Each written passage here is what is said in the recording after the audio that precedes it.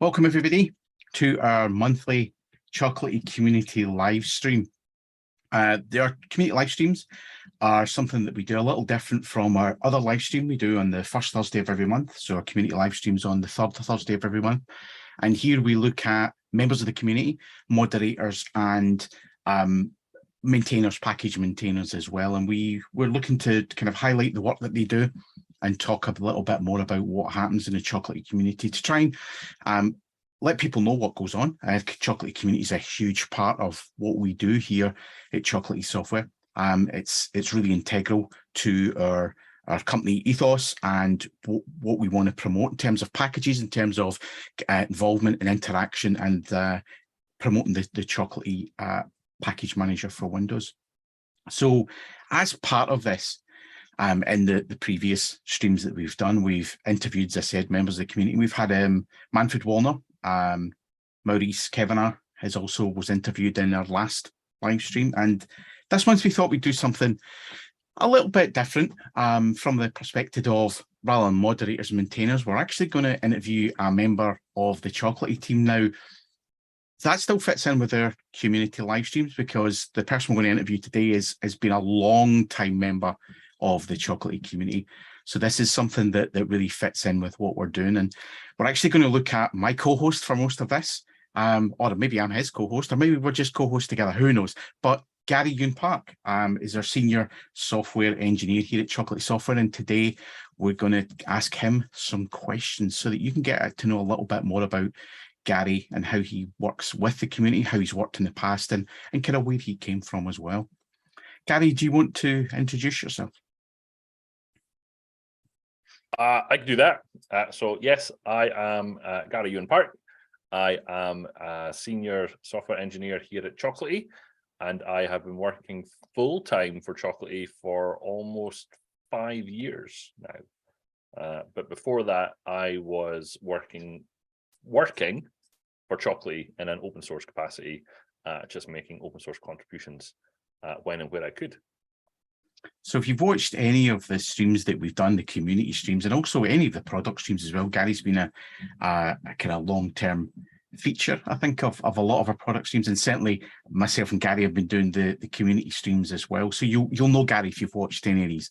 But we have a set of questions we kind of ask everybody that comes on to the stream, and from that we get some chat going and other questions naturally flow out of that. So the set of questions that I'm going to speak to Gary about today and ask Gary are the questions we've asked everybody else. And in future streams, we'll be interviewing other members of the Chocolatey team that are heavily involved in the community as well. So you'll get to see some of those members there too. So Gary, are you ready for today's questioning? I am as ready as I normally am for these streams, Paul. So okay. Yes. So we're winging it again here today, are we? We may well be winging it, yes. It's all good. It's all okay. Good. Okay. So the very first question is it's a little bit redundant in the sense that we already know the answers to it, but let's hear it in your own words. Tell us a bit about yourself. Where do you come from and what do you do? Where do I come from? So I am from the northeast of Scotland, slightly further up than where Paul is. I studied at university. I did a electrical and electronic engineering degree at university, mainly because I didn't know what I wanted to do with my life. And I was reasonably good at maths and physics. So engineering was a natural kind of progression from maths and physics. I spent 5 years at university, and then by about the third or fourth year, I realized I didn't really want to do electrical and electronic engineering, but it was too late. I was committed, but during that time I started doing some level of programming. One started off using MATLAB, if anyone's used that before. So MATLAB's a matrix laboratory for doing complicated computations in code format. So that's where I picked it up. or picked up programming. Then I started doing PLC programming while I was at university. I made an amazing sword making machine. We can talk about that another day. But it made swords. It was amazing. And I did some of the programming for the PLC, the programmable logic controller that did that. So graduated from university, started doing a job that was electrical and electronic related. But during that, fell into doing ASP.NET programming, as well as VB6 programming. Then I left that job, started another job as a programmer, as a developer, and then carried on doing ASP.NET and SharePoint stuff. And then along the way, I picked up C#. And then along the way, I started using Chocolatey. And then I work from home in my garage doing programming stuff now. That's what I do all day. So yeah, long winding path, and I can honestly say that I've used probably 2% of the stuff that I went to university to study, and that's about it. So yeah, fun times. So you did, I think we'll probably come to this in another question, but we come to this. No, I want to know how you kind of fell into software engineering as opposed to what you went to university to study, because that's quite a jump. It is a little bit of a jump. So I mean, what I have liked to say in the past though is that although I don't do what I went to university for, I think it has helped in the sense of understanding the hardware side of the software, the piece of the equation. So folks that I've known who have just been solely programmers and software people haven't really thought about where the thing that they're building is going or what it's interfacing with. So I think I've got a little bit of a benefit there, or a little bit of advantage of being able to know some of the hardware side of it. But whilst I was doing the hardware side of the stuff, and like I say, soldering components onto PCBs, building out rigs for going onto offshore oil and gas installations, as I was doing that, I was enjoying doing the work, but as a side effect of doing some of that work, there was opportunities to do, we need to write this. I hope Manfred's not listening. There's this opportunity to write some C program for programming onto the PIC microcontroller that we had that was running the microcontroller, the printed circuit boards that we were shipping. So there was an opportunity to kind of delve into the software side of things. And then while I was there, we were building out the website of the company I used to work with. So I was doing, at the time, it was Dreamweaver of all things. Steph will hate me if she's ever played with that. Dreamweaver was being used for doing some of the front end of the website. So again, I was playing with that side of stuff. There was I'm trying to think of other stuff. There was an application that we shipped onto offshore, which was a card reader system. So it was basically, in order to get access into certain areas on the platform, they had to scan in a card to say that you're allowed to be in there. So we were building out the infrastructure and the code for that, and that was related to it was a camera system as well. So they had to kind of identify themselves on the camera. So there was the whole hazardous area network cameras that we were putting on these rigs and stuff. So whilst doing all of the hardware stuff, I was doing the software side of things as well, and I kind of naturally fell into doing it, to be honest. I preferred that to the hardware side of things, but like I say, having had the introduction to the hardware side of things, I think it's put me in a good place to know how things interact with other things and knowing the limitations and the drawbacks of doing things in certain ways. So yeah, I kind of naturally fell into it, to be honest. I seem to have a natural ability to do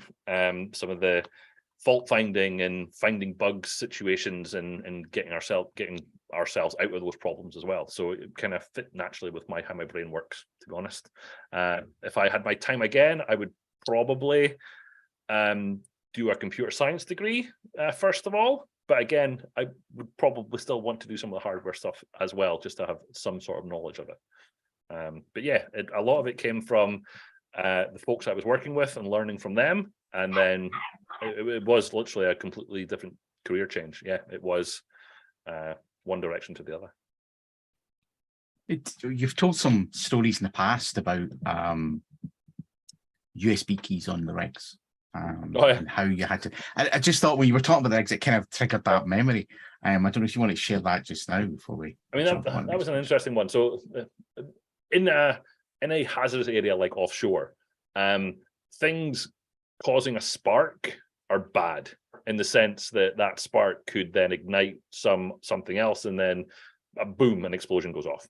So in terms of doing things and creating things for going offshore, there's rules and regulations about what level of hazardous area that you're going into. So that limits what kind of electronics you can use, what sort of enclosures you can use, etc. So one of the systems that we were working on was we wanted the ability to have a USB key, a dongle, a USB drive, and be able to stick it into a computer that was located in one of these hazardous areas. So the thing is, you can't just take a USB key and stick it in to a live USB drive that's sticking at the side of a computer, because there's current going through that, there's voltage, there's a potential for a small ignition or a spark when you put the plug in, even if it's a tiny thing that wouldn't cause any, like even if you put your light switch on and off sometimes in your room, you'll sometimes see a spark on the light switch. Now, it doesn't cause a problem, it's just the circuit being created and the current starting to flow through. It doesn't cause us a problem, but in an offshore environment, that's an explosion.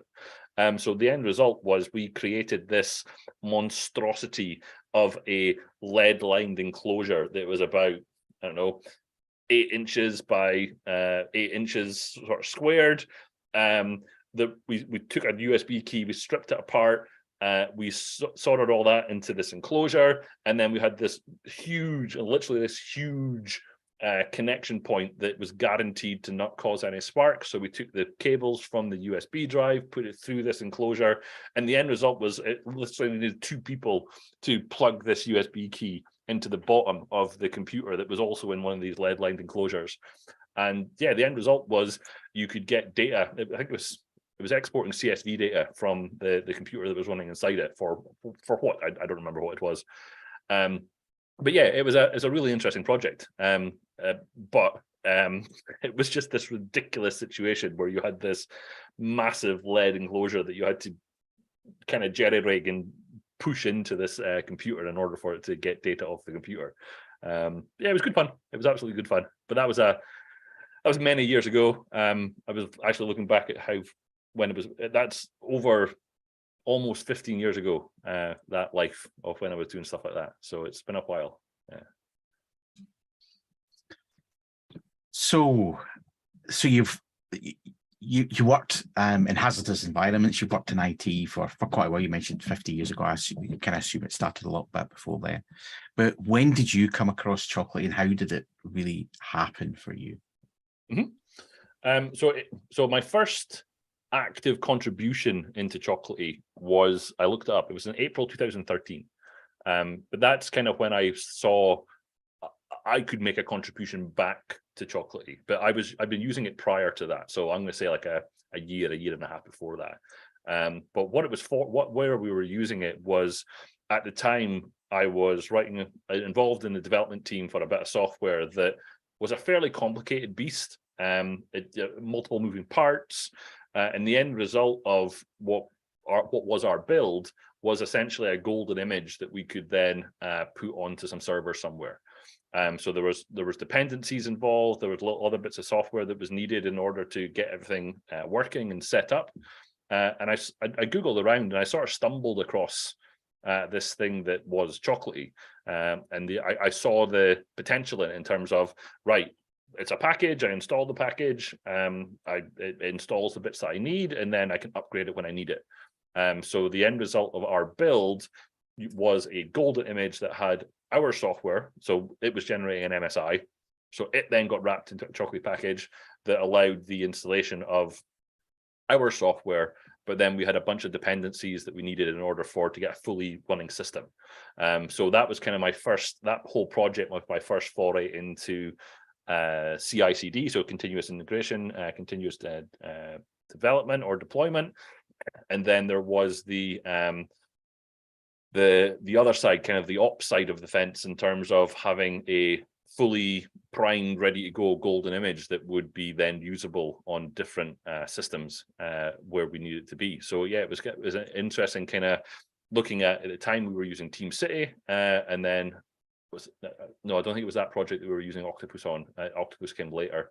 But yeah, Chocolatey was the kind of first dive into repeatable, reliable build infrastructure to get us to a point where we had something that we could rely on at the end of the day.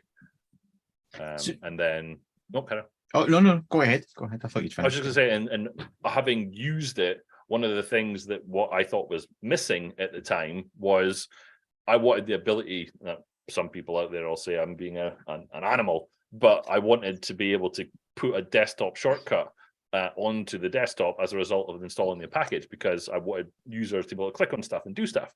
So while there was capability within our MSI that we were generating to do that, in other Chocolatey packages, I wanted to be able to just drop a shortcut on the desktop. And while that functionality existed in Chocolatey at the time, it was a little bit restricted because you'd only put desktop shortcuts or shortcuts in certain places. So I ended up creating or suggesting a more generic PowerShell commandlet that allowed you to create a shortcut anywhere. And I created a PR, it got reviewed, it got multiple iterations on it, and then it promptly got ignored for like a year, because that's how things happened and in open source and still does. But eventually that got pulled into Chocolatey and started and shipped as one of the versions of Chocolatey. So I was really happy to get to that point where I was contributing back into the project I've been using as well. And then from there, started maintaining Chocolatey GUI, and it kind of spiraled from there, to be honest. Was that your first introduction to the community, or were you involved in it earlier than that? I want to say that I had popped up on different issues. Like, so if someone had asked a question and I felt I knew the answer to it, I would respond to the question, whether that was on GitHub or whether at the time, whether that was on the Google Groups. But that contribution, working through that process with the contributors at the time, was my first real contribution to the Chocolatey project, yes. But I had been around for a while before that, kind of lurking, just kind of seeing how things worked, finding out who the players were, if you like, finding out who was involved, figuring out how the thing worked. And then once I got to a comfort level where I was able to answer some of the questions, I started trying to give back to the project, yeah. So you're a really big advocate of open source here at Chocolatey and in general. So you're a member of the Cake team as well, which is we use internally here as well. But so your first submission to Chocolatey was in 2013.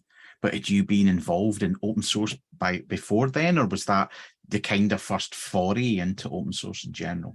It was. So if you go back and look at, like, GitHub has kind of some of that information, and technically my first PR in GitHub was to another project which allowed you to make it easy to assert what license you wanted to use for your open source utilities and tools that you were creating. So you basically create a PR into this guy's repository, and then from there you had a well-known link at that point, which was essentially like mit.com/get13 or something. So it became a reusable URL to say that my project is licensed under MIT. So technically that was my first PR into a GitHub repository, but it was I did that because I was a way to set something else up, which I wanted to have a standard license for. So, but no, in terms of giving something back to an open source project, Chocolatey was my first introduction to that. I'm trying to think of a word. To that side of the things, I consumed open source before that, but that was my first real jump into contributing back to the project. Yeah, so it is weird to talk about that because now Chocolatey literally pays my mortgage, because it is a full-time job. I get paid for the privilege of working on Chocolatey and being involved in the community. But it all started back then from me just seeing, oh, I can't create a shortcut where I want to create a shortcut from a package. So I made a contribution, and it snowballed from there. So our next question is a kind of silly one to ask you, Gary, but do you know what? We're going to get through them one at a time. Do you use Chocolatey at work?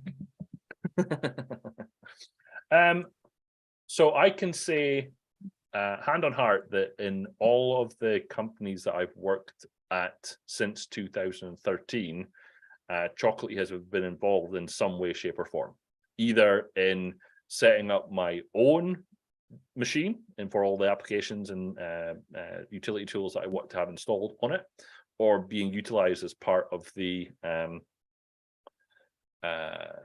setup and configuration of the systems that we're building. And yes, today Chocolatey is on all the machines and VMs that I have on my system.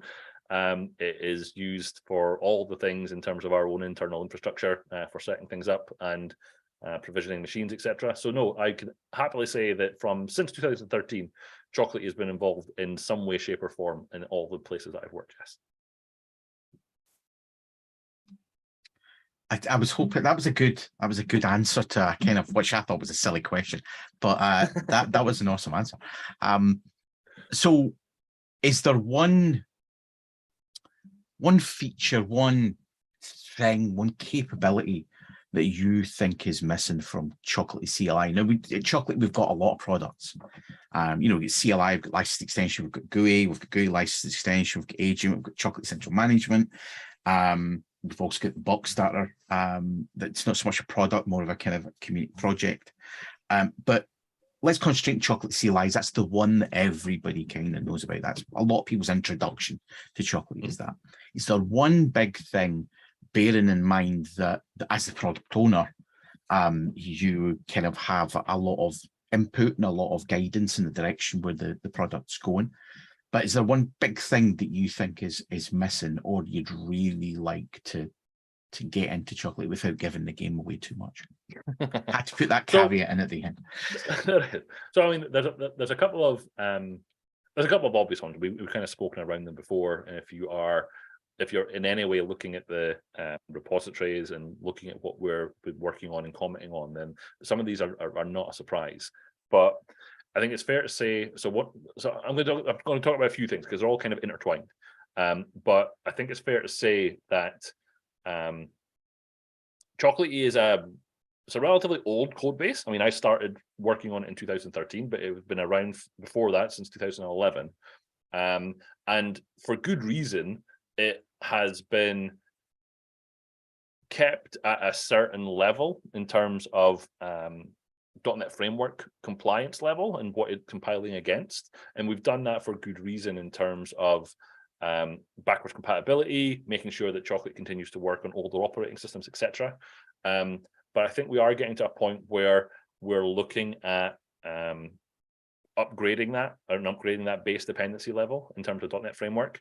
There's some exciting stuff happening across the .NET ecosystem in terms of what you can do with .NET Core, which is now just .NET.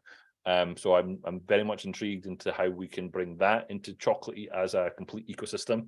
That's not going to happen anytime soon because there's lots of things that need to happen, but I would love to see that because that opens up the potential for many things in terms of code maintainability, code styling, code formatting, consistency across all the projects, etc. So that's an exciting thing for me to be involved in, and as you say, in terms of the product owner being involved in that. And once we have that, we then have the capability of looking at, it's been spoken about lots of times, but support for NuGet v3 and having the ability to communicate with repositories that don't have the v2 protocol or v2 data format. That's going to be an exciting addition to Chocolatey, both from a Chocolatey.exe point of view, as well as from a Chocolatey community repository standpoint. Again, if you've been following along and following in the repository, you know that work has been started on that. There's no commitment in terms of when that's getting delivered, but having that capability is exciting. And then the final one after that, the final one I want to mention was local package indexing.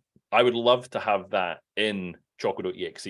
One of the things that takes ages at the minute on Choco.exe is running a Choco outdated command to know what packages are available, what is outdated on your system. It takes a long time because of the sheer number of requests that need to happen in terms of iterating potentially across multiple sources with multiple packages to say what's the latest version available.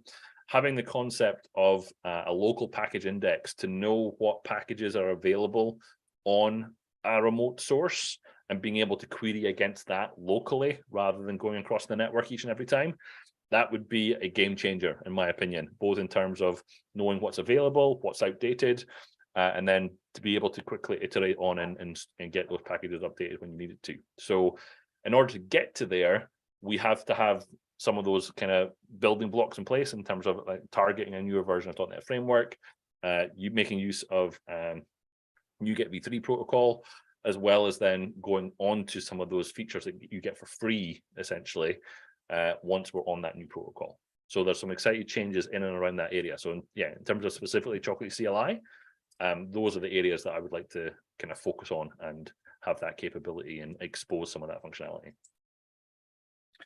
One of the projects that you've worked quite heavily on, and you mentioned it earlier on when you were talking about your first contribution to Chocolatey, you said, you know, you could have led on to Chocolatey GUI. And I think if people think about Chocolatey GUI and they think about the project maintainers, they automatically think of you as you've been there for such a long time. Now, there are other people who have been involved and have contributed awesome work to that, and core work as well. But you've consistently been a maintainer of that project for quite a long time. How did you get to be, you know, involved with it and then become maintainer of that project? Because you'd mentioned, you know, first contribution, you'd become a maintainer, but you didn't kind of allude to why. So I wanted to kind of understand a bit more about how you got there. So Chocolatey GUI originally came from another community maintainer called Chrissy. So Chrissy was the creator, and it was amazing actually, because Chocolatey came out, I can't remember exactly what month it was, but let's just say Chocolatey came out in May of 2011. Chrissy had a working prototype of a graphical user interface version of Chocolatey GUI within a couple of months. He was right on the bleeding edge in terms of what he wanted to provide. So and it was originally called Chocolatey Explorer, I think it was the name of it.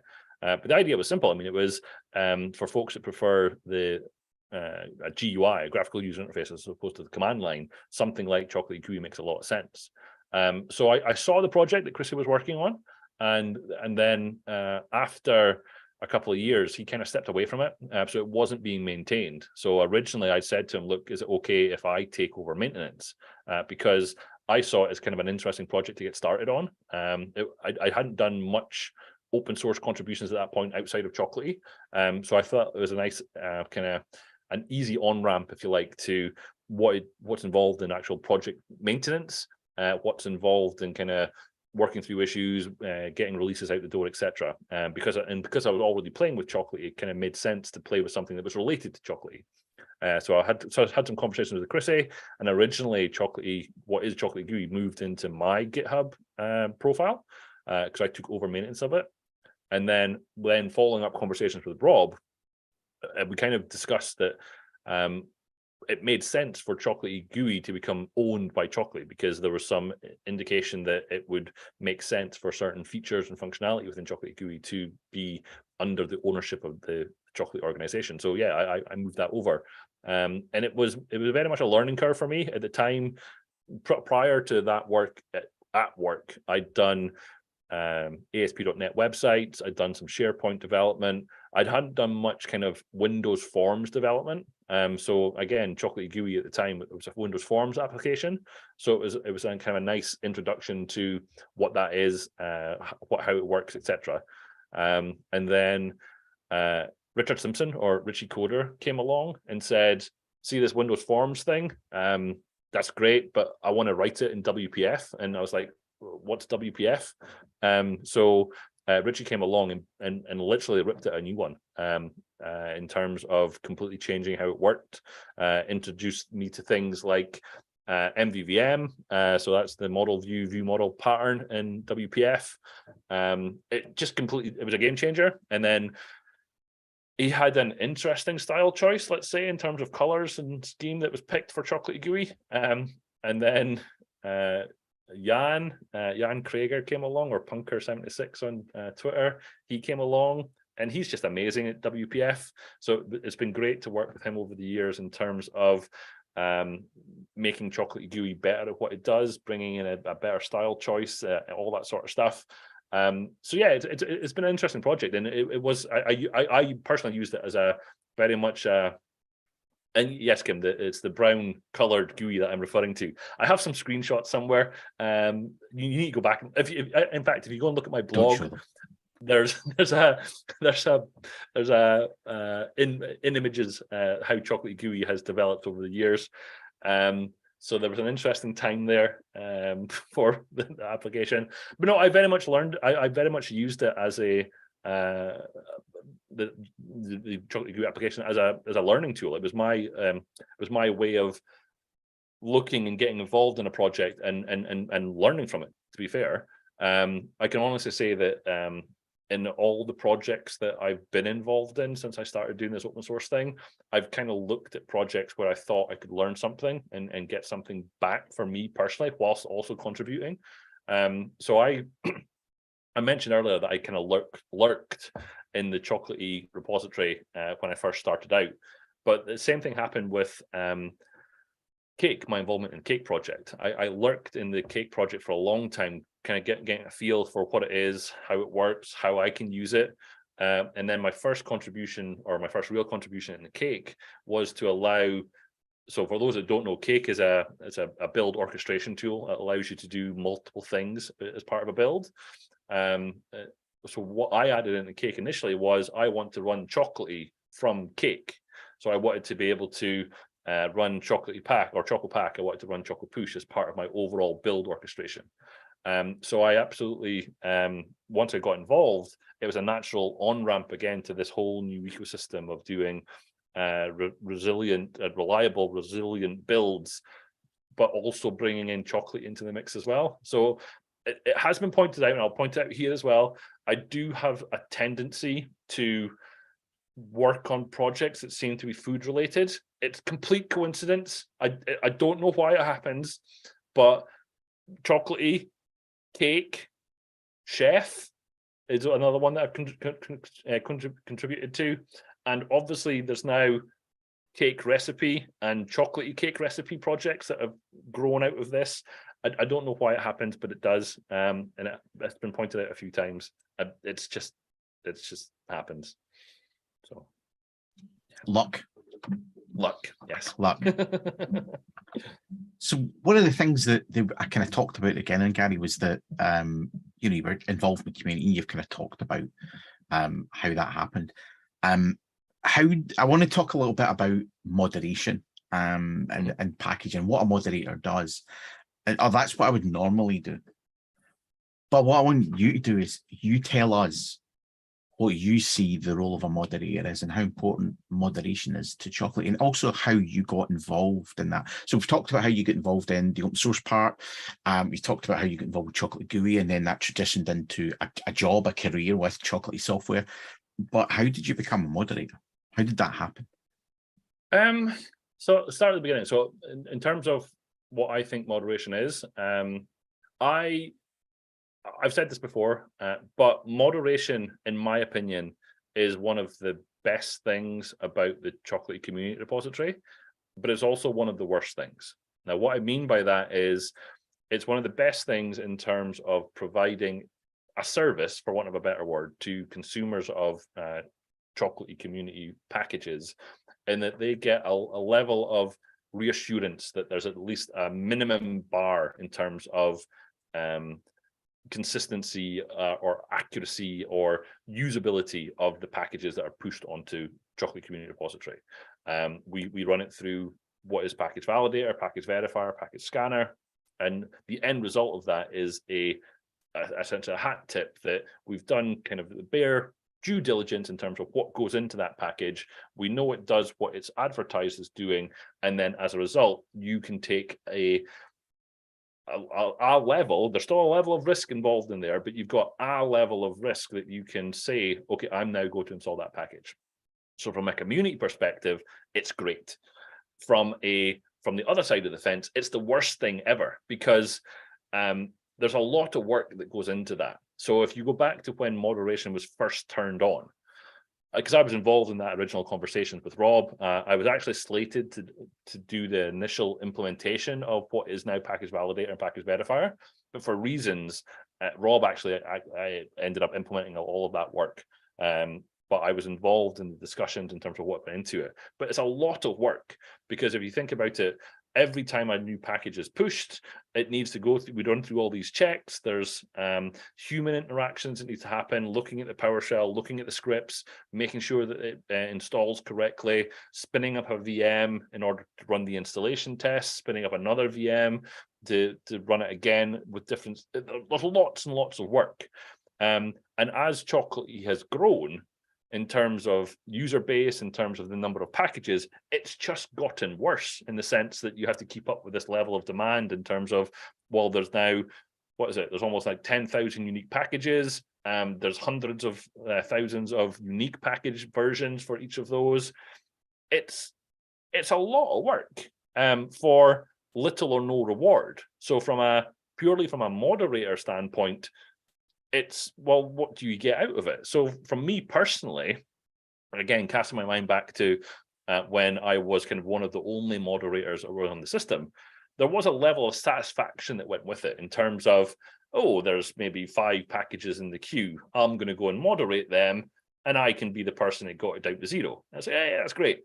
But then as life happens, the queue gets big, and then you start to see this massive hundreds packages sitting in the queue, and then it's like, well, where do you start? But then you start chipping away at it again, and you get, there's a satisfaction level. And I've spoken about this in terms of multiple different things, but there's the concept of internet points. It's like, I've done my bit, if you like. I'm getting my internet points for like doing a Stack Overflow question or a Stack Overflow answer, or you've answered something on Discord or something. There's also you get something back from that, or I get something back from that. So moderation is no different from that.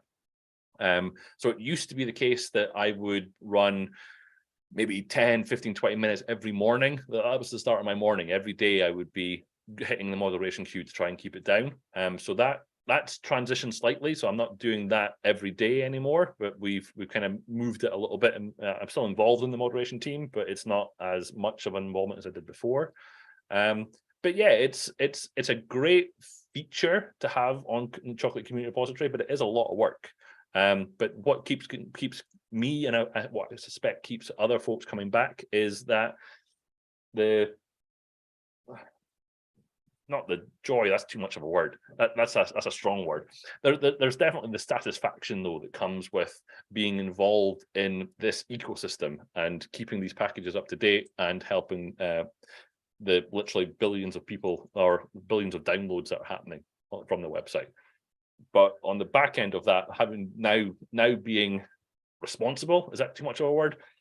being one of the team, part of the team that's responsible for maintaining that and keeping that up and running, that's a lot of work. There's a lot of moving parts to it, more than I think people realize sometimes, because you see these people making comments on Discuss or Twitter saying the packages aren't available or something's not working right, and you do feel responsible for it. There's an element of, well, it's a free service, and there's no SLAs associated with some of that packages being available and the website being available. But I am happy to say that it's, compared to some of the dark days when you started with the team, no, that sounded bad. That's not what I meant to say. So it's my fault, is what you're saying. Around the time when you started, there was some dark days in terms of the website going up and down and not being reliable at all. We've made great strides since then in terms of the site always being up, always being available, ingesting all of these packages and living up to the demand that's placed on it now. There's still work to be done, but it's literally night and day of where it used to be, and that's come as a result of having the team available now to do the work that's necessary to advance that website. So yeah, it's great to see some of the pieces that we've spoken about for literally years coming together recently. And some of those dark days were over Christmas of, it was 2018, 2019, I can't remember, where we were trying to keep the website going for various, there was just issues with the website itself. We managed to get through that Christmas and New Year, and as you said, we ultimately managed to resolve those issues, but there was only a few of us at the time. So that was you think back and they were dark days, but it was fun at the time. We were all mucking in, the team was pulled together, and we were getting things done, and we made it through that, and we are where we are here today. But one of the things I also wanted to ask you about is, you've talked a lot about the package moderation services. I don't know if we want to talk about a service that is kind of new and that we're going to make available for everybody to see soonish, once we've tweaked and kind of made it better. Yeah. So the package moderation services in its entirety, there's 5 ones that are currently active on the system. They've all got great names. So there's package validator, there's package verifier, there's package scanner, there's package cleaner, and there's package cacher. So all of those do different things when a package is pushed to Chocolatey Community Repository. But one of the things that's been asked for a long time by one particular community member, who shall remain nameless, Manfred, literally any time when we did a live stream or there was an open Q&A session, one of the things that Manfred would always ask about is, I want the ability to see a diff. I want to see the difference that's happened between this package version and the new package version. So what's changed? So he wanted to see that for a couple of reasons. One is from a consumption point of view. I want to know what's changed between this package version and this package version. Is it just that the URL's changed and the checksum of the file contained within it has changed, or has something fundamentally changed in how that script works? Because from a consumption point of view, that's kind of something you want to know. Now, you could always find that information, but it was work to go and find that. You'd have to download the files, you'd have to do different manually, etc. But also from a maintainer point of view, being able to see what's changed between this approved version and this new incoming package version that's just come in today, being able to see the differences there is a really powerful, well, that's a quick change. That's just literally the download URL has changed and the checksum's changed. Approve. There's nothing else for me to do there. So he literally prodded us, I think, for maybe 3 or 4 years about this feature and having this feature on the website. And I, maybe a year and a half, 2 years ago, I spiked something out in terms of how I thought it was going to work, and it didn't work. It was horrendous. It was an attempt to do something by utilizing the functionality that we already had. What information do we already have for packages, and could I just show the diff between this package version and this package version? So that got scrapped. I didn't continue looking at that. But what we have implemented and what is live on the site today, you have to be logged in in order to see it. But when a new package version is pushed, what we now do is we say, what is the previous version, or what is the previous approved or exempted version before the one that's just been pushed? And we're going to do a diff against the files contained within that. So we're going to look at all the Chocolatey automation scripts, the Chocolatey install, Chocolatey uninstall, Chocolatey before modify, the new spec file, the license, the verification.txt. We're going to look at all those files, and then we're going to provide you a diff on the website of what's changed between those things. So that's the first implementation. It's live on the site today. That's the first implementation. We've got lots of ideas in terms of what we can do to expand the feature set from there. But we wanted to get this initial version out to then collect feedback on it in terms of how we can improve it. So we've got some of those ideas written down. We'd love to hear some additional feedback. But that new service, imaginatively, is called the package differ service. Now, it doesn't change any of the package moderation flow at the minute. So at the minute, a package has to get through package validator, to then get through package verifier, to then get through package scanner. Ultimately, package differ will probably slot into there at some point to say that it has to go through package differ. But at the minute, it's just supplemental information for both the consumer of the package and the moderator of the packages to help with that moderation workflow. So it's a really exciting infrastructure that we've set up. It was myself and James on the team that worked on it. So it was a lot of fun putting it together. It was a investigation into services that we've never used before. So it was great to see how we could use those, and it gave us lots of ideas of how we can do some of the other infrastructure across Chocolatey as well. So no, it was a great project to work on, and it's like I say, it's live on the site. So go and check it out. We'll be kind of tweaking that and as I said, changing it and making it better as we go forward. At the moment, this is a first iteration of it. Yep. And Manfred will come along and ask for more things, no doubt. to hopefully make that a bit better. But yeah, it's there, and if it's, you might not see the diffs for older packages. You won't see them; they're not there. It's for packages submitted after we implemented that service.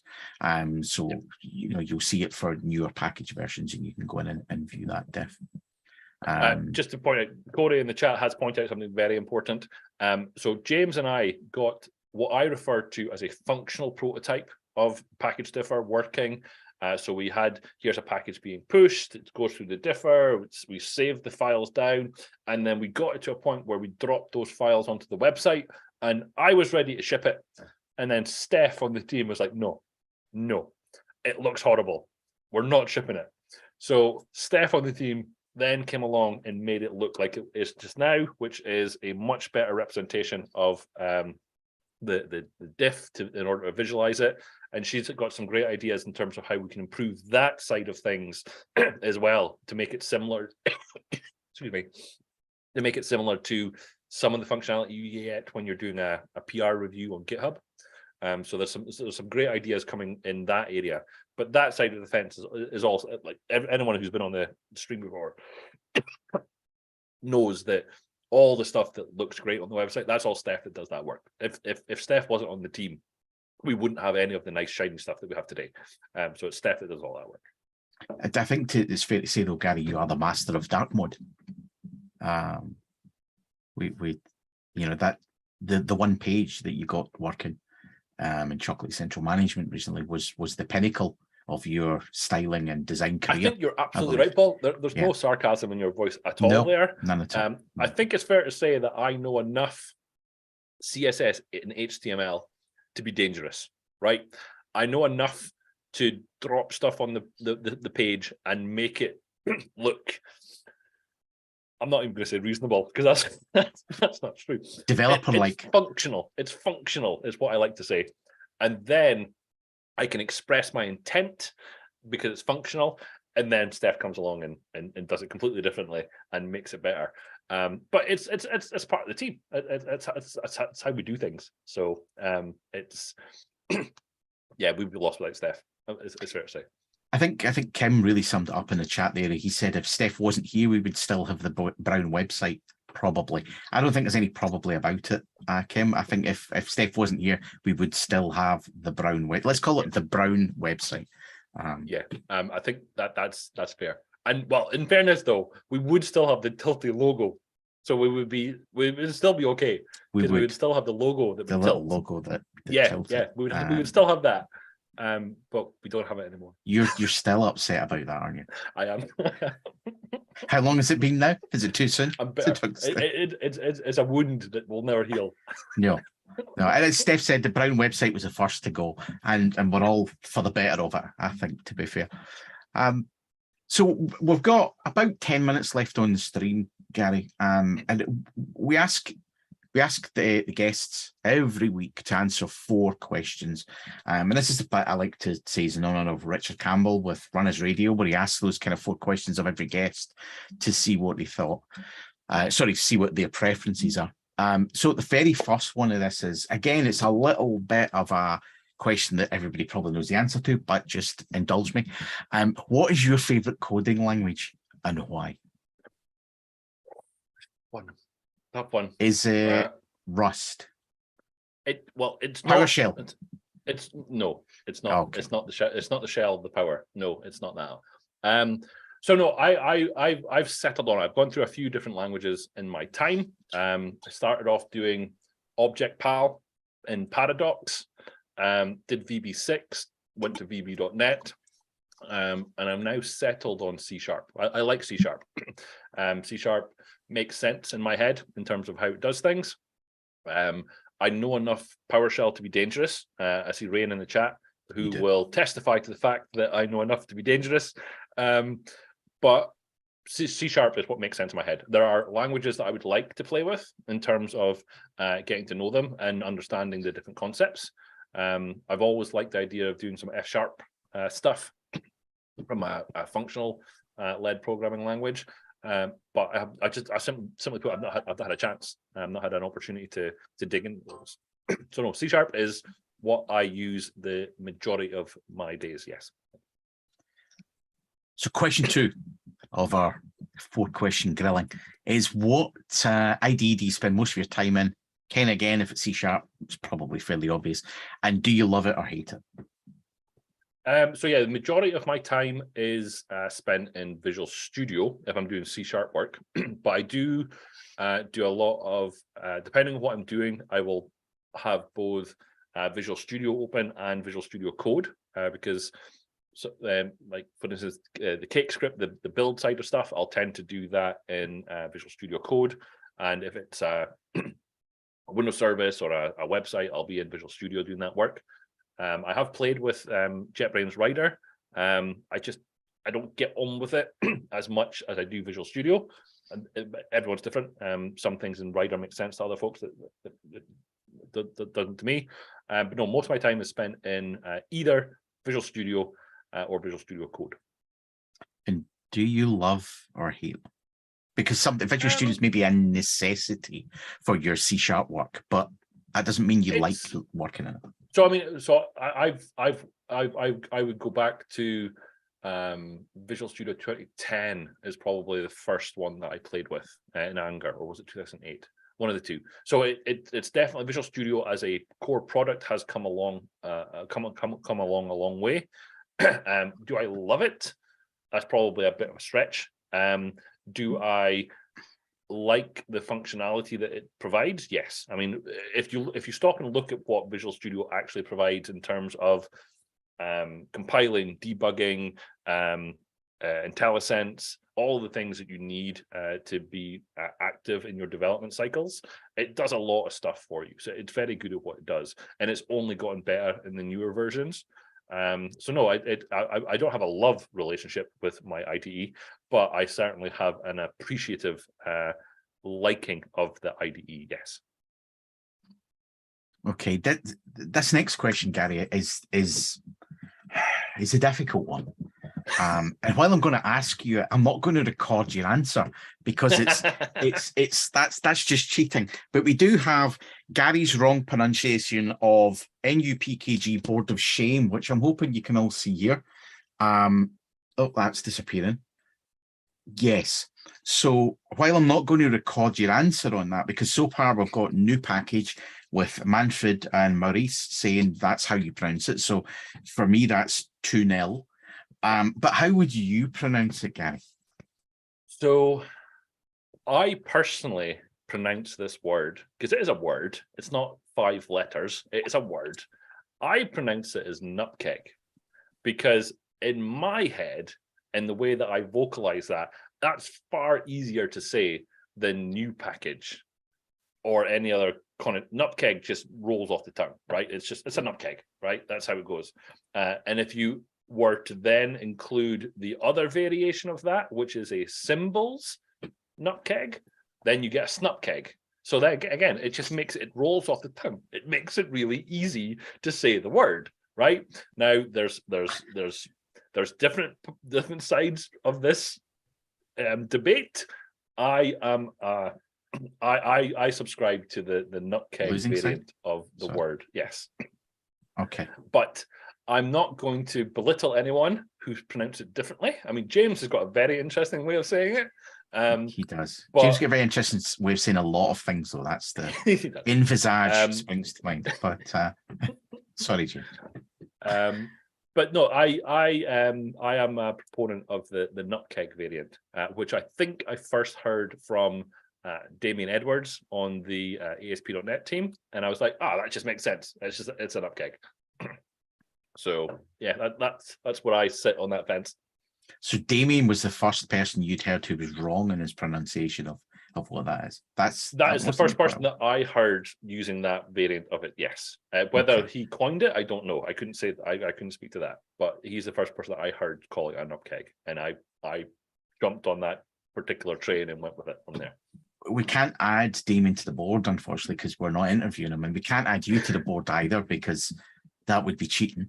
I feel cheated. I can get my little person to come out and she can say it if that will help. I'm feeling that she'll say what her dad wants her to say. So again, I feel that's a little bit cheating. I don't know what to say.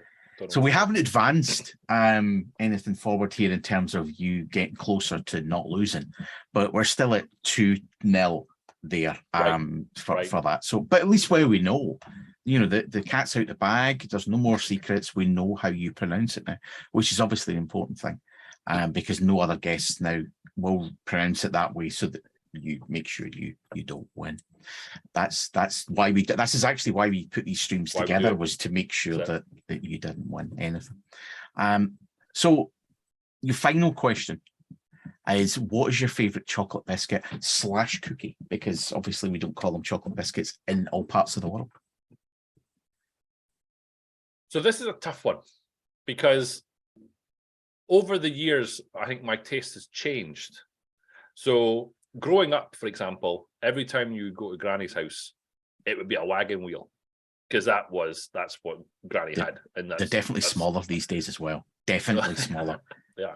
So Granny's house was wagon wheel. So that's just what got eaten at Granny's.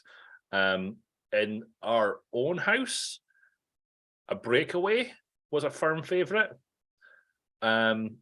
But more recently, in terms of chocolate biscuits, I have to say a chocolate hobnob would be one of my firm favorites. So it's got the chocolate layer on the top. It's not chocolate through and through, but a chocolate hobnob would be one of my favorites. Yes. The breakaway always struck me as a posh chocolate biscuit. I think that's fair. Yes, I think there was definitely. It's not like a club. Yes. You know, the club biscuits, they were a bit more common. I think your breakaway is definitely a posh biscuit. So that says a lot about you, Gary. The true posh biscuit would have been an orange Viscount, if you ever had those. Oh, the orange those only came out. Well, I didn't like the mint ones, you see. No, I'm not a mint person. No, you see, that's wrong. That's wrong. I think you've muted yourself. But Christmas time, the orange Viscounts would come out as a wee treat. So wow, they would come out, yeah. That's a bit like After Eights. That's sort of. See, again, that's the mint. That's the mint. I would not eat. But it's in that same category, I think. Is what I'm saying. Poshness. Yes. Correct. Yeah. Correct. So yeah, it was a true treat to have a wee orange Viscount of a Christmas. Okay. And as I said, they've also shrunk. I don't know who makes Viscounts, but please take note. Your biscuits keep shrinking. I don't know what it is, but it's not that we're getting bigger as adults. They are actually shrinking. Okay. So we've got posh breakaways there. That says, I think, who, you know, what kind of biscuits you eat, the chocolate biscuits, says a lot about a person. So, yeah, I think I'm learning new things about you, guy. Working with you for 4 and a bit years now. Anyone who actually knows me, if you tried to tell me that I was posh, Paul, I think people would laugh. That's where I'm from, where I hail from, is about as not posh as you can be. So no. Yeah, breakaways. I think I've told you that story, or maybe I have told you this. So when I first moved into Aberdeen for university, it might be on a stream, Gary. I don't know. That's not a long story. It's just right, okay. No, I didn't mean that. I just meant you. No. I found I had to change the way that I spoke, because people in the town of Aberdeen couldn't understand what I was saying, even though I'd only come from 30 miles up the road. So I found I had to speak slower. I had to enunciate slightly differently in order to be heard. So I ended up staying in Aberdeen. And there was one night, we went on a night out, and it's just so happened that my sister and one of her chums were out at the same time. So we ended up going out together, and we ended up starting at our flat, or the flat that I was staying at. So I was chatting away with my sister and her chum. I was chatting away to my friends that were from university. And the next day, the topic of conversation was how all my university chums couldn't understand a word that the people from the country, from where I'm from, they couldn't understand it when I was talking to my sister and her chum. And speaking to my sister afterwards, she was like, "Oh, you've got a lot of posh friends, haven't you?" Because the way that they spoke, there was no in between. There was literally nothing between it. So I was basically acting as translator between the country folk and the city folk, and just kind of sitting in the middle there. So yeah, it's funny. So yeah, I'm definitely not posh. I think you have a hobby. One of your hobbies is archery. And I think as Rain has pointed out in the chat, that's fairly posh. I don't know if it is it? I started archery. Well, when I was at university, it was one of those things I'd always wanted to try. So I started doing archery at the same time. So when I went to university, I joined the archery team and the basketball team because I grew up playing basketball.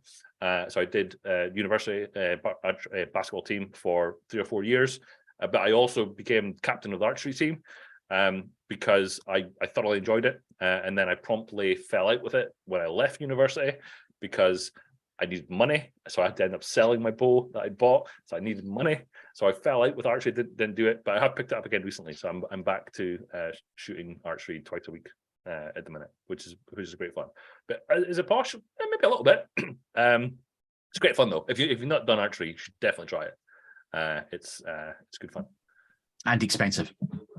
It is because one of the things I've got on my wall up there is I've Robin Hooded myself. So I shot one arrow and then I shot another arrow and then went into it's up on the wall up there. Really? Wow. Yeah. Okay. Well, it was during competition, but it was in the 7. It was not a good shot. It was not in the center of the target. I shot a 7 and then I shot another 7 and the arrow. But at that point, both arrows are essentially ruined. So I got to keep them. So they're mounted up on the wall up there. Did so you not just I've Roberted myself? Drop the mic and you did that and just leave the competition? Because there's nothing. What else can you do there? Oh, it yes and no, because they were all like, "Oh, we need to take a photo of you with having Robin Hooded yourself." I'm like, "No, it's in the 7. I don't want you to take a photo. It's a terrible shot." It literally was. It was terrible. But they're like, "Oh, you'll have to take a photo." Like, I don't want to take a photo.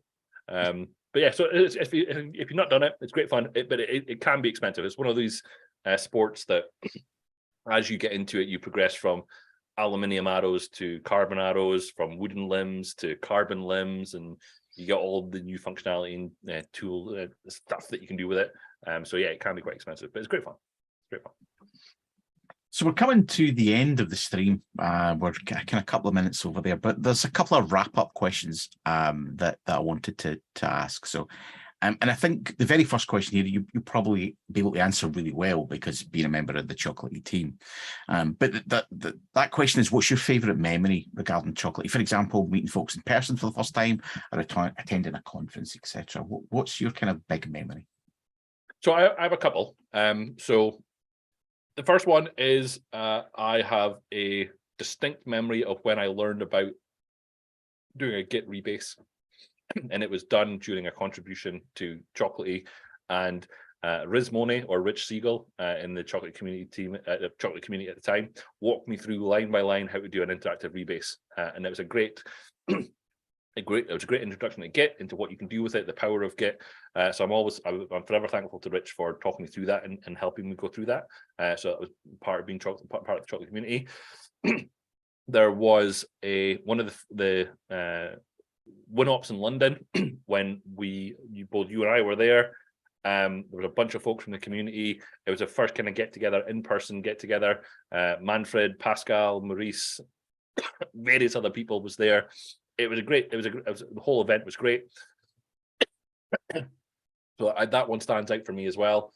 But also the going over to Topeka and meeting the team, getting involved and sitting with everyone in the team in person was great. Looking forward to doing that again at some point once everyone's able to travel again and things are opened up to the point that we can meet together in person. But no, those are the two main big ones for me as part of the Chocolatey community. Yeah, that WinOps event is where I don't know if you'd met them before, but it was Kim, Maurice, and was it Manfred? I think it was Manfred as well. Yeah, Manfred was there too. Yeah, that was the first time I'd met, any of them. So that was actually a really awesome event. We did a workshop at that event as well, and I think did both of us speak? I certainly was speaking. I think it was a joint workshop, wasn't it? We did. It was. I think it was Chocolate Central Management. I think it was. It was one of the early versions. I think that was yes, but it was also the internalization, package internalization process that you'd work through, and then we did the initial demo of CCM. That was the first public viewing of CCM in action. That seems like another. That was 2019, was it? for 2018, 2019, I think. I don't remember. A long time ago. It was. Let's leave It it was. at that. It was. It wasn't last week. It was. No, yeah, it was wasn't. It wasn't last week. But yeah, that's when you had to roll up all the t-shirts. I remember that. And you did nothing but complain about it for the whole 2 days. So final question. What does the future look like for you, and what are you working on next that you can talk about for Chocolatey? So more of the same, hopefully. So Chocolatey is my this is what I do all day, every day. So I'm like I say, I'm sitting here in my garage doing my work. I'm getting things done. Probably the big thing that's coming up that is known about and I can talk about is NuGet V3. So it's something that we are going to be actively working on in the near future. I would like to say I'm excited about it, but that would be a little bit of a stretch. There's stuff in there that's going to be hard, and there's stuff in there that we need to get right. So one of the things that we've worked on as a team the last couple of years is getting to a point where we are the level of testing, the level of reassurance that we haven't broken something. We're now at a point where we can start taking on some of these bigger tasks in terms of what is essentially a rewrite of the underlying networking protocol that Chocolatey is using to communicate to the repository. So it's a big undertaking. I am excited about it, but it's going to be a lot of work, and there's a lot of work on the CCR side of stuff to make V3 feed over on CCR in addition to the V2 feed that we currently have. So that's going to occupy myself for a long time, but excited to get that underway. But there is also some other work in terms of CCR infrastructure as well, improving the search capabilities, because there's known issues with caching and searching on the website as it currently stands. So there has been an on and off work getting that to a point where we can, I'm going to say rip that a new one again, because that's the term that I love, to rip out how that currently works and improve and shore up that infrastructure that's on the CCR as well. So again, it's all those things that we've been wanting to do for a long time, but we're now kind of at a point with the larger team and the different hats that people now have. We're in a position where we can undertake some of those things. So yeah, those are the things that are going to occupy my time and thinking time and general stuff that I'm working on for the near future. There was some issues, or one in particular, I'm saying some, but there's one particular issue, it was a little while ago, talking about adding support for NuGet V3, and you get this quite a lot. If anybody's worked on an open source project and you kind of maintain the repositories and maintain the issues, you'll see that people come along sometimes and ask for things that they think is a 5-minute job to implement. NuGet V3 was one of them in this particular issue that I remember. And yeah, this is a lot of work, and we're looking at months of work to get this implemented. So it's not 5 minutes. It is something we're committed to doing, and it is something we will do, and we ask everybody to be patient as we are working on it. But it will be exciting. I think part of that is that folks correctly say that, well, Chocolatey is built on NuGet, and it absolutely is, but it's built on the specification of what goes in the new spec, the underlying transport layer is what Chocolatey is built on. So they look at NuGet and they think, oh, NuGet's got all this functionality, because we get quite often people say, oh, I can embed an icon in a NuGet package. Why can't I do that in a Chocolatey package? That's because NuGet has provided that functionality, but we're using a forked version of NuGet from years ago. We haven't brought in that functionality. So one of the things that we're looking at this time around is how can we bring in the core components of what is NuGet, fork it so that we can add in all the Chocolatey specific stuff, but do it in a way where we can continue to bring in those upstream changes as NuGet as a system brings them in, so that we can take advantage of them, but doing that in a way that's maintainable and we can continue to develop our stuff on it. So there's a lot of thought processes that need to go into that side of stuff, as opposed to just saying, oh, we're just going to bring in NuGet and make it work. We want to make sure that we've got all those pieces in line, so that we don't make some of the same wrong paths, if you like, that we had historically, and get it right this time around, hopefully. Yeah, no, that's a good explanation as to why it's not a 5-minute job, and why it takes longer than just bringing something that's already existing and bringing it straight in. There's a lot of work for us to do to be able to bring it into Chocolatey, which is different from Nougat, even though it's based on it. Well, that was all the questions we had today, Gary. I want to say that, you know, I've worked with you now for what it'd be 4.5 years, I think is about right. And it's a genuine pleasure to work with you. You're a really talented and skilled developer. And you know, if people don't know me, Gary worked really closely on a lot of the products that you see being released, along with the rest of the team. But Gary being product owner and me kind of looking after the team means that we have to work really closely. So it is a genuine pleasure to work with you. And I want to say thank you for coming on today and braving all those questions, even though you knew what they were beforehand, because obviously we're doing these questions every time. But what I want to say to everybody that's watching today, if you're watching us on Twitch, please follow us and you'll get a notification when we next stream. If you're watching on YouTube, either live or later on, if you click subscribe and you click that bell, you'll get a notification as well when we're streaming next, and you'll be able to join us at that next time. So our next stream will be a product live stream, and that will be on the 3rd of November, and we're going to be looking at our spotlight, I think is the term that I spoke to Steph about earlier on. Chocolatey product spotlight on Chocolatey CLI and Chocolatey licensed extension. We've recently today released new versions of both of those, and we're going to be looking at those new features. And one thing in particular, which I'll let Gary tell you about in just a little second. But yeah, as I said, subscribe to us, follow us, and you'll get those notifications when that happens. Our next community live stream is going to be on the 17th of November, and we'll be interviewing another community member, which I'm lining up at the moment. So there'll be more announcements for that coming out on Twitch and Reddit and all the usual places as well. But Gary, do you want to just before we finish, and we're actually nearly 13 minutes over. But these are kind of casual streams, you know, we don't have a fixed finish time. But do you want to tell people what we're going to do in the next product live stream, which is on the 3rd of November? So one of the ones we're wanting to spotlight or highlight is the new functionality that's just been added in, which came in as a community contribution, and that is for the concept of what we're referring to as a hook package or a hook script. So if you look back through the repository, this was actually an issue that Kim raised eons ago. So the concept is, it's quite a simple one, is that the folks wanted the ability to extend Chocolatey to provide a mechanism to, before a package gets installed or before a package gets uninstalled or after a package gets installed or uninstalled, to have a standard script that will run before the installation starts or after the installation finishes or before the uninstall starts or after the uninstall finishes.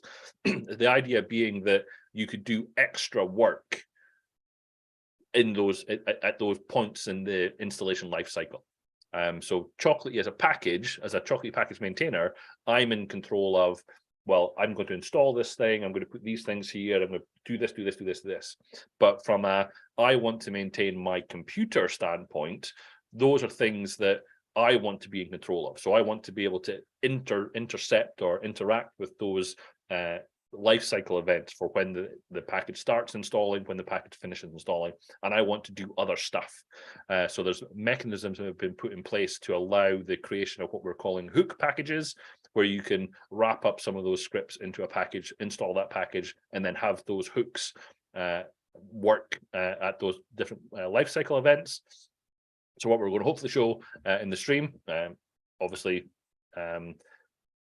we haven't done this. We like to wing things. We like to wing streams. No, you like to wing things. We like to do it well. You like to wing things. What we're going to attempt to put together is an example of or making use of an existing community contributed hook package that will show off how that works and the sort of things that you can do with it. So as an extension point, I think it's an exciting extension point in terms of what it allows for Chocolatey to do. We're putting some things in place in terms of community repository, where we're hoping that folks will contribute hook packages to. Obviously, you don't need to, but we're trying to establish what are the best practices and the way of doing things in that hook repository, and then use that as a central collection point for all of those hook packages that will ultimately end up on the Chocolatey Community Repository. So yeah, it's going to be hopefully an interesting stream on the 3rd, and I'll hopefully have all the bits and pieces put together so that I can show that in action. But we'll wait and see. Yeah, let's not wing it. So Gary, just again, a big thank you for being the victim, sorry, not victim, interviewee today. Yep. It was really appreciated. Guys, if you're watching on YouTube as well, give us a like if you liked the stream today. A dislike if you didn't. That lets us know what kind of content that you want to see. And we will see you on the 3rd of November for our product live stream. As you know, as Gary said, we're going to look at hook scripts and Chocolatey CLI and Chocolatey licensed extension. And if you want to join our next live stream for community, that will be the 17th of November. And we'll see you in one of those. So thank you very much for joining us today. We really appreciate it. And we'll see you then. Take care. Bye-bye. Later. Bye-bye.